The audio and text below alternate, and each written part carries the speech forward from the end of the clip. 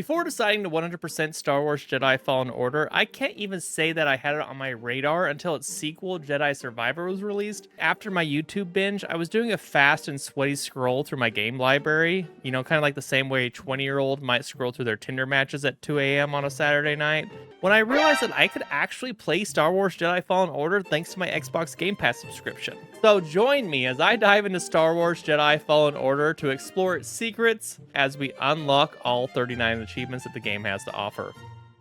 The game starts on planet Braca, where we play as none other than Cal Kestis, who's a simple scrapper tearing down ships just trying to make ends meet. That is until an accident happens where our friend's about to fall to his death and we have no other choice but to use the Force and save him. And unfortunately for us, though, using the Force here is basically like lighting a signal fire from the Empire and their Inquisitors, known as the Sisters. And the Sisters' sole purpose is to carry out Order 66 by hunting down and exterminating every last Jedi they can find, so once they feel a disturbance in the Force, they take up the trail like bloodhounds after a wounded animal. And not long after meeting them, they end up killing our friend that we saved anyways before throwing us off a cliff like Andy giving Woody the boot in Toy Story. However, we are the luckiest Padawan in the galaxy though, and instead of falling to our death, we fall through the ceiling of a train passing below the cliff that we were thrown off of and giving us a real shot to actually escape. However, that hope that we had of escaping is dashed rather quickly when the second sister catches up to us, but then it's revived again when this crazy old bitch shows up and started shooting her blaster at this lightsaber-wielding psycho to buy us the time we need to get on their ship to escape.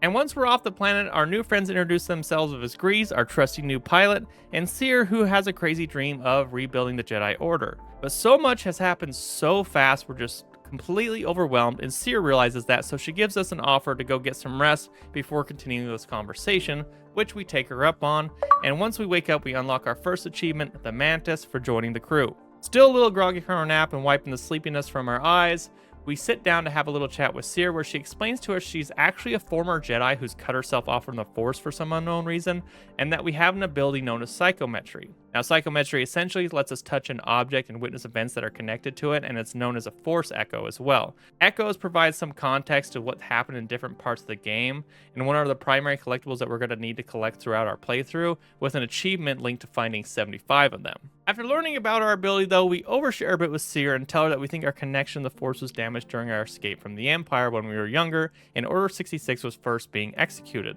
And while she tries to comfort us for a bit, we are about to ask Seer more questions about her day as a Jedi when Grease announces that we reached our destination, the planet known as Bogano. After landing, Seer informs us that Bogano was a planet only recently discovered by another Jedi who's now deceased, and that it does not exist on any of the Empire's maps, so we should be safe here for a while, but in theory, that's great and all, but again, I doubt that's actually the case though. So anyways, she ends up telling us that she brought us here because there's a vault that's located on the planet that has something in it that could be used to rebuild the Jedi Order. However, in order to open the vault, it requires someone strong in the Force to pass a series of tests beforehand. So the cynic in me wonders why the hell she didn't just reconnect with the Force and do all this shit herself, but clearly it's a sensitive matter, so we'll just kind of leave it alone for now. And then head off to find this vault when we run into this little adorable guy at BD1. Now, he kindly helps us around the map, so in return we repair his little leg for him, making him our new best friend, plus getting the first opportunity for us to customize our own lightsaber on the workbench. Now, normally at this point in the game, you wouldn't have enough parts to fully customize your lightsaber for the first time, but since we're playing through Game Pass, I have this premium content here that allows me to fully customize my lightsaber for the first time and unlocking the Sabersmith achievement for doing so. Anyways, after that, with BD1 by our side, we push towards the vault, we get inside of it, and suddenly BD1 starts playing a pre-recorded message saved in his memory from a former Jedi Master, Eno Cordova. Cordova informs us that this vault was made by the Zepho, a Force-using race that mysteriously disappeared like over 1,000 years ago, and that if we want access to the vault here, we're going to have to first find out more about what happened to them by investigating the tombs of the 3 Zepho sages before we'll be able to get access to it. And that the prize for doing so will be a Jedi Holocron that actually contains a list of all the Force-sensitive children that are known by the Jedi in the galaxy that could be used to either rebuild the Jedi Order or raise a dark army if it were to fall in the Empire's hands. After we finish listening to the message, we head out of the vault and unlock the A Long Time Ago achievement for having found the vault in the first place before heading back to the ship and heading to the Zepho homeworld to check out the first sage's tomb. Once on Zepho, we head down to the tomb just to find out that it's actually a series of puzzles, which I'm really not all that great at. to be honest, I'm really actually dog shit at puzzle mechanics. So after a couple of hours of suffering and playing with these balls, I finally figured out, get to the heart of the tomb where BD1 plays another message for us from Cordova. Cordova points out some carvings on the wall and suggests that the next place we need to look is somewhere on Kashyyyk, and that a Wookiee there named Tarful might be able to point us in the right direction. So we head back to our ship, and as we exit the tomb, we unlock the next achievement. The obstacle is the way for completing it. Of course, once we reach Kashyyyk, we get tossed right into the middle of the fight between the Wookiees and the Empire, who is stripping the planet for resources. And with no idea where to even start looking for Tarful, we would decide the best thing we can do is casually hijack an AT-AT and lend the Wookiees a hand. Then we meet up with one Saw Gerrera, who asks us to help him free some of the Wookiees enslaved by the Empire here, with himself and his team being the distraction while we go in the back door and let the Wookiees out. So that's what we did, and along the way I was fighting some Empire troops to get there, and unlocked the Back at You achievement for defeating 50 enemies by reflecting their own blaster bolts back at them. Before moving on and freeing all the Wookiee slaves and unlocking the Happy Go Wookiee achievement for doing so. Then afterwards, we find out that one of the Wookiees we freed was actually part of Tarful's crew, and he's willing to vouch for us to him, but it's going to take a while for him to find him because Tarful is always moving around. So rather than sitting around on Kashyyyk twiddling our thumbs, we head back to Zepho and check out another tomb of the Empires uncovered since we left. On our way to the tomb on Zepho, though, we have another run-in with the second sister, who actually turns out to be Cere's long-lost Padawan, Rilla.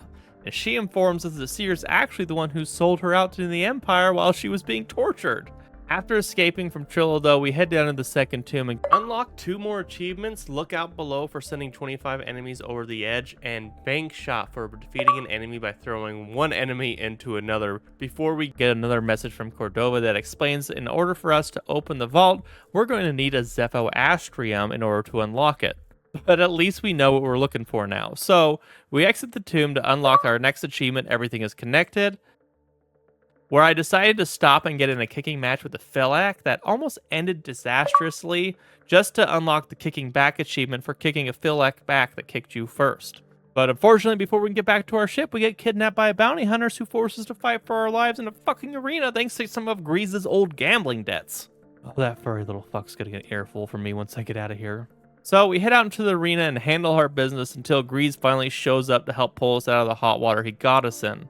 And once it looks like we're home free, we actually end up getting a message from some of our friends on Kashyyyk letting us know that they've found Tarful for us. So we head to Kashyyyk, where we unlock the Perfect Timing achievement for successfully landing 100 parries before finding Tarful, who says that Cordova was there studying some kind of ruins near the top of the Origin tree when he was on the planet. So we make our way up there only to have a run-in with a ninth sister again, aka Fiona from the Shrek movies, who decides to keep trying to blow us up before Big Bird here decides to give her a taste of her own medicine. After reaching the top, we get another message from Cordova informing us where the Astrum we need is, just before Fiona shows back up to give us a piece of her mind. And apparently she doesn't like being called Fiona, it turns out, because she stuck around to just clap my cheeks for a solid hour before I was finally be able to put her out of commission and unlock our next achievement. Her name was Masana Tide for finally defeating her. Back on the ship, we tell Grease to set a course for Dathomir, where the Atrium is supposedly located in another Zepho Sage's tomb. So once we reach the surface, we start exploring the planet before we have a run-in with the space witch, Marin, who apparently is a little xenophobic before meeting this old creepy dude in a robe who won't leave us alone on this planet, before a giant space bat, Gorgara, who tries to eat our face off. Yeah, it's a little bit eventful around here. Turns out Gorgara's a big old bitch, though, because he takes off before we can finish the job. So we decide to start climbing up out of this hellhole that we're in before he shows back up and tries to give us rabies. Unfortunately, though, he miscalculated because he didn't realize that Jedi can actually fly too, so he ends up tuckering himself out before crash landing back to Earth, helping us unlock our next achievement, Gorgara Falls, for defeating the winged terror on Dathomir. God, I can't freaking speak it today. Terror. The terror of Dathomir. With him out of the way, we finally get to the entrance in the tomb to look for the Astrium, but when we touch the door of the tomb, we actually get hit with the flashback to end all flashbacks. We're forced to relive that day Order 66 was first executed and watch our master, Jorah Tapal, give us his lightsaber just before dying in our arms after sacrificing himself so that we could escape to the surface of Bracca and continue to live. And from the sheer pain of having to relive that memory, we accidentally end up crushing our own lightsaber in our hands. Unarmed and overwhelmed, we exit the entryway to the tomb, only to run back into this creepy old guy who just turns out to be a former Jedi gone bad named Malicos, who managed to escape to Dathomir after Order 66, where he's been trying to steal all the Space Witch's secrets. So it turns out that the Space Witch, aka Night Sister Marin, doesn't like either of us very much, so she actually sicks her hordes of space zombies on us, so we have to run for our lives all the way back to the Mantis just to get the hell out of Dodge. But you know what they say, a Jedi without a lightsaber is like a peanut butter sandwich without jam. So we head to Ilum and grab a Kyber crystal and unlock our next achievement for a more civilized age for crafting our own lightsaber. A fucking peanut butter and jam reference. Oh my god. I don't know why you guys are still watching this video. With our new lightsaber in our hand, we head back towards Dathomir, but on the ride back, I ended up unlocking the full glow-up achievement for completely customizing not only our look, but BD1 and the Mantis's look as well, before we even land on the surface of Dathomir. Now, after landing back on the surface, we head back towards the tomb, and just outside of it, we have a run-in with a bounty hunter, where we end up unlocking 2 more achievements, Blade Master for hitting a single enemy with all different types of lightsabers, and also the Scum and Villainy achievement for defeating every type of bounty hunter in the game. With them out of the way, we finally get into the tomb, where we make nice with Night Sister Marin, and then go take on Malicos, who's blocking our path to the Astrium. And it's kind of a rough fight for us, so thankfully Marin lends us a hand to get rid of Malicos and unlock the I Knew He Was No Good achievement for defeating him. And with the Astrium in hand, we head back to the Vault on Bogano to unlock our next achievement. The Holocron awaits for using the Astrium to unlock the Vault. Of course, we aren't simply allowed to have nice things on this game, so Trilla shows up and steals that shit from us like the evil big sister she is, and then runs off back to her lair, Fortress Inquisitorius. But we're not going to let her get away with it though, so we chase her down into her little hideout and get ready to put an end to this before her boss, none other than Darth Vader himself, shows up to take us out. Fortunately for us though, we know Mr. Robot's weakness: water. So we narrowly escape with the Holocron, get back to the Mantis, and then jettison ourselves out into space in any direction we can, just to make sure we don't get caught. So after a little deliberation back on the Mantis, we decide rather than to endanger the lives of the children, we're going to just trust the future of the Jedi to the Force and destroy the Holocron instead, and unlock our next achievement, Trust Only in the Force, for completing the story. Which, quite honestly, I have to say that's probably the best campaign for a Star Wars game I've ever played. And now the only thing left to do is clean up the rest of these achievements.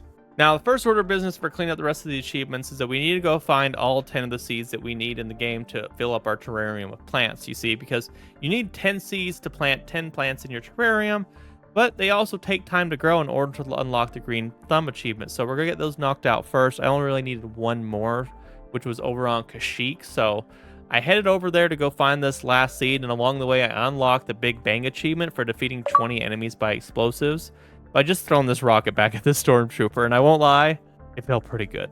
Then I grabbed the last seed and planted it in my terrarium before heading to Bogano, and start working on all of our collectibles. And since it's the smallest planet in the game, it should be pretty quick. And while exploring there, we ran into some stormtroopers where we unlocked what goes around comes around achievement after slowing a trooper's blaster bolt and pulling him into it, followed closely by the kickoff achievement for defeating an enemy with only kicks before hunting down an Agato and pulling his tongue out towards us with the Force and giving a solid chop with our lightsaber to get the Cal's Got Your Tongue achievement. After that, though, it's just a matter of running around, uncovering the map, and finding all the chests and secrets and stuff, which weren't really hard or anything. But then I realized I had a problem. I still hadn't fully completed the map for some reason, so I looked at all the different sections and realized I had only gotten 75% of the landing pad discovered. And then we recruited a new furry little friend that was hiding underneath the landing pad in Bogano to unlock the Full House achievement for recruiting all possible crew members to the Mantis. Then after Bogano was cleared out, we headed over to Kashyyyk for even more collectibles, and I think there's already like 89% done, so I figured it'd be a quick in and out, but it feels like it's taking forever because you constantly have to climb up and down that fucking origin tree on Kashyyyk in order to find all of them. But while we were doing so, we unlocked the Can't Touch This achievement for doing 100 perfect evades, followed by the echolocation achievement for finding 75 Force Echoes, which, like I said before, there's 113 in the game, I think, so you only need 75 of them for this achievement. And once Kashyyyk was all completely explored, all the chests and secrets were done there, we headed over to Zepho, which actually takes the longest out of all the fucking planets, and I wish I would have started with it because it's twice the size of every single other one there is. Anyways, once we were on Zepho and while I was exploring it, I headed over to this little place right off the landing pad on the fur planet and lured these troopers around the corner and used my Empower Slow to hold them in place long enough to kill 3 of them with a single lightsaber throw in order to unlock the triple take achievement. I did take a little break for a minute to look at the other achievements that I still needed to unlock while I was doing this, and I realized that I could get an easy achievement right now by just running over to Kashyyyk with BD1 and hack a droid and have it beat up a stormtrooper. So I went ahead and did that and unlocked the Don't Mess with BD1 achievement. Then I flew back to Zepho to find some more collectibles where we unlocked the data disk achievement for finding all BD1's encrypted logs. And then we unlocked the Visiting Alderaan Places achievement for exploring the crashed Venerator section to check off the rest of our to-do list here. Next on my list was actually Ilum, but it really wasn't eventful at all. Like, we managed to get 100% before we even had to get very far down into the map, and it was a quick in and out. So, moving on. On Dathomir, though, we finally ended up hunting down the last of 4 legendary beasts in the game.